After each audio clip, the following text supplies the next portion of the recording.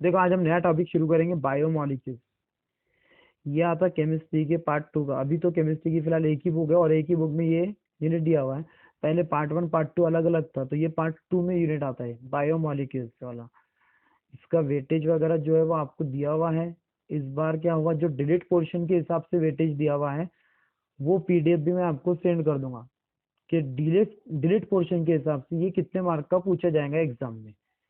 वो हिसाब से मैं हुआ तो आज वो भी सेंड कर दूंगा आपको, नहीं तो कल वगैरह इसकी पीडीएफ के साथ इसकी पीडीएफ भी सेंड कर दूंगा आपको कि कितना डिलीट पोर्शन है और डिलीट पोर्शन के हिसाब से आपके कौन सी हिसाब की इसकी मार्किंग की गई। तो बायोमोलिक्यूल्स, इसमें क्या पढ़ना है हमारे को, बायोमोलिक्यूल्स जो हमारे बॉडी के अंदर जो बहुत सारे बायोमोलिक्यूल्स है और जो मॉलिक्यूल्स जो केमिस्ट्री के अंदर जिनका यूज होता बॉडीज के अंदर लिविंग ऑर्गेनिज्म। देखो जैसे यहाँ दिया इसने, इंट्रोडक्शन तो नहीं है फिर भी हम थोड़ा बहुत देख लेते हैं। Bodies of living organism contain the large number of different molecules which constitute their structure. They are also part of the various physiological process taking place in them. Primary structure material of the organism are protein, cellulose. By means of the unique process of photosynthesis, plant produce the carbohydrate. Plant utilize the mineral absorbed by their roots to produce the protein. इसने बताया कि कोई भी living organism के अंदर क्या present रहता है, large number of the different molecules रहते हैं जो स्ट्रक्चर से बने हुए रहते हैं, विच कॉन्स्टिट्यूट देयर स्ट्रक्चर। उनका कुछ तो भी स्ट्रक्चर वगैरह रहता है। वेरियस फिजियोलॉजिकल प्रोसेस के अंदर ये पार्टिसिपेट होते हैं। हमारे बॉडी के अंदर भी बहुत सारे बायोमोलिक्यूल्स प्रेजेंट है। लिविंग ऑर्गेनिज्म बहुत सारे बायोमोलिक्यूल्स है जो क्या करते हैं मालूम है कि हमारे बॉडी की बहुत सारी रिएक्शंस के अंदर पार्टिसिपेट करते हैं।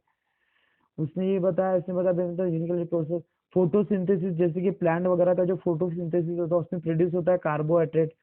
प्लांट यूटिलाइज करते हैं मिनरल को, जो रूट्स के जरिए जो एब्जॉर्ब होती है और प्रोड्यूस करते हैं प्रोटीन वगैरह को। Lipids are the main ingredient of the vegetable oil and milk fat. Nucleic acid are constitute the genetic material of organism.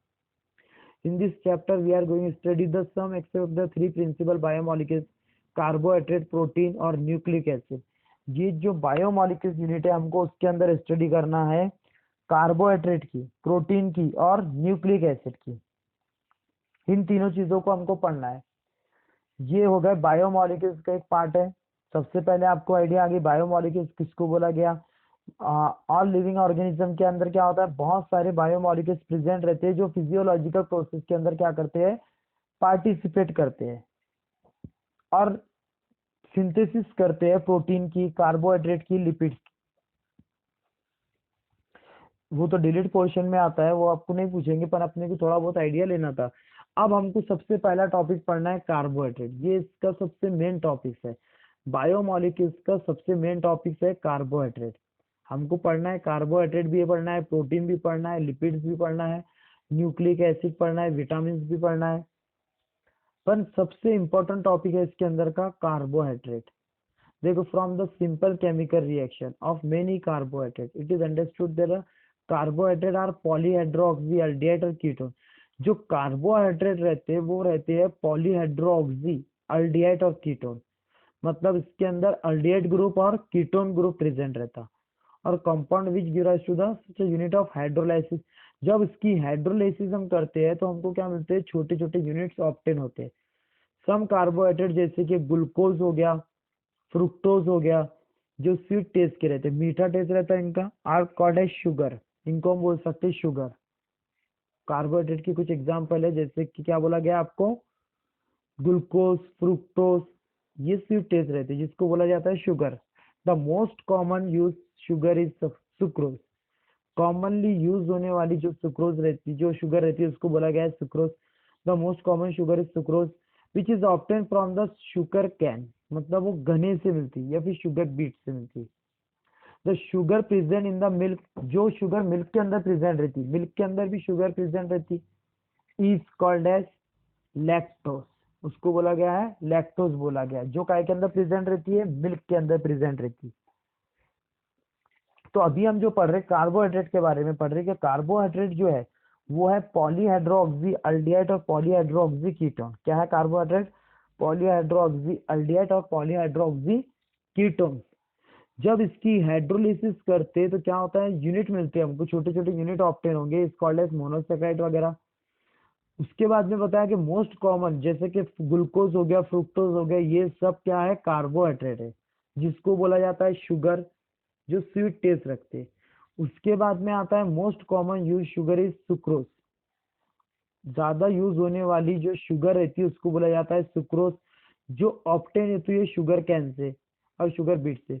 Sugar जो प्रेजेंट रहती है मिल्क के अंदर, जो शुगर प्रेजेंट रहेंगी इज कॉल्ड एज लैक्टोस, इसको बोला गया है लैक्टोस। उसके बाद में उसने कुछ जनरल एग्जांपल दिया, उसने observe the following structure formula carefully and answer the question. जैसे कि how many hydroxy group are present in the glucose, fructose और राइबोस रिस्पेक्टिवली। तीनों भी चीजें दिए हुए, इसके अंदर आपको हाइड्रोक्सी ग्रुप काउंट करना है। तो हाइड्रोक्सी ग्रुप अगर देखा जाए तो ग्लूकोज के अंदर है 5 हाइड्रोक्सी ग्रुप। ये देखो 4 आ रहा है यहाँ पे, ओ एच 4 टाइम्स, यहाँ पे 4 है, और ओ एच नीचे दिया हुआ है एक, ये हो गए 5 हाइड्रोक्सी। उसके बाद में फ्रुक्टोज की अगर बात की तो 3 4 5, फ्रुक्टोज में भी 5 है। राइबोस की अगर बात की तो राइबोस में आते 3 और एक 4 हाइड्रोक्सी ग्रुप। उसके बाद में which other functional group are present in this 3 compound, कौन से फंक्शनल ग्रुप प्रेजेंट है। तो पहले वाले ग्लूकोज के अंदर है एल्डिहाइड, फ्रुक्टोज के अंदर है कीटोन्स, और उसके बाद में राइबोस के अंदर है एल्डिहाइड फंक्शनल ग्रुप। ये हो गए उनके फंक्शनल ग्रुप के नाम जो उसके अंदर प्रेजेंट है। उसके बाद में दिया हुआ ये सब जनरल इंफॉर्मेशन दी हुई है। उसके बाद में देखो Greek word of the sugar is sacron, sacron जैसे है the carbohydrate also called as the saccharide, carbohydrate को दूसरा नाम दिया है saccharide. origin of the term the carbohydrate in the finding that the molecular formula of the many of them can be expressed। अब इसका general formula दिया हुआ है कार्बोहाइड्रेट का, ये यहाँ पे लिखा हुआ है CxH2O, हाइड्रेट ऑफ कार्बन। ये उसका जनरल फॉर्मूला है, जिसमें C क्या है, X है, H2 है, और O ब्रैकेट बाय 2 है। अब देखो वहाँ पे एक एग्जांपल दिया उसने, ग्लूकोज का फॉर्मूला C6, तो H डबल हो जाएंगे O12, सॉरी H22O11। उसके बाद में दिया उसने C6H2O, ये है सुक्रोज का फॉर्मूला, सॉरी ग्लूकोज का दूसरा फॉर्मूला है वो भी। उसके बाद में दिया सुक्रोज का C12H22O11, जिसको उसने बाइकार्बन के भी हाइड्रेट फॉर्म में भी लिखा हुआ है। तो ये सब हो गए हैं ग्लूकोज के फॉर्मूले वगैरह। उसके बाद में आता है classification of carbohydrate. Carbohydrate are classified into 3 broad group in the according to their behaviour. उनके बिहेवियर के हिसाब से उनको 3 क्लास में डिवाइड किया गया। दिस आर मोनोसेकेराइड, दूसरा आता ओलिगोसेकेराइड, और तीसरा आता पॉलीसेकेराइड। तो अभी जो हमने पहले उसको जो हमने पढ़े उसका रिवीजन ले लेते हैं थोड़ा सा, फिर नेक्स्ट लेक्चर में हुआ तो हम क्लासिफिकेशन को पूरा एक साथ एक्सप्लेन करेंगे। सबसे पहले हमने पढ़े कि कार्बोहाइड्रेट बोले तो बायोमोलिक्यूल्स क्या होते हैं। बायोमोलिक्यूल्स ऑल लिविंग ऑर्गेनिज्म के अंदर प्रेजेंट रहते हैं, और वो क्या करते हैं, बहुत सारे फिजियोलॉजिकल रिएक्शन के अंदर पार्टिसिपेट होते हैं। उसके बाद में आता है carbohydrate from the chemical simple chemical reaction of mono many carbohydrate understood the carbohydrate. Carbohydrate जो रहते हैं वो पॉलीहाइड्रोक्सी एल्डेट और पॉलीहाइड्रोक्सी कीटोन रहते हैं। कुछ कार्बोहाइड्रेट जैसे कि ग्लूकोज हो गया, फ्रुक्टोज हो गया, जो स्वीट टेस्ट रखते हैं। उसके बाद में बोला गया था कि मोस्ट कॉमन शुगर जो रहती है सुक्रोज रहती है, ऑप्टेन होती है sugar can say. The sugar जो मिल्क के अंदर प्रेजेंट रहती है इज कॉल्ड एज लैक्टोस। उसके बाद में उसका जनरल फार्मूला बताया उसने CxH2O bracket Y, hydrate of carbon. For example दिया उसने, सभी के फॉर्मूले दिया, ग्लूकोज का, सुक्रोज का और स्टार्च का। ये सब चीजें हमने देखी है। इसके बाद में हम पढ़ेंगे आप नेक्स्ट, इसमें क्लासिफिकेशन कैसा करना है हमारे को वो, और उसके बाकी के डिवाइडेशन वाले पार्ट। ओके।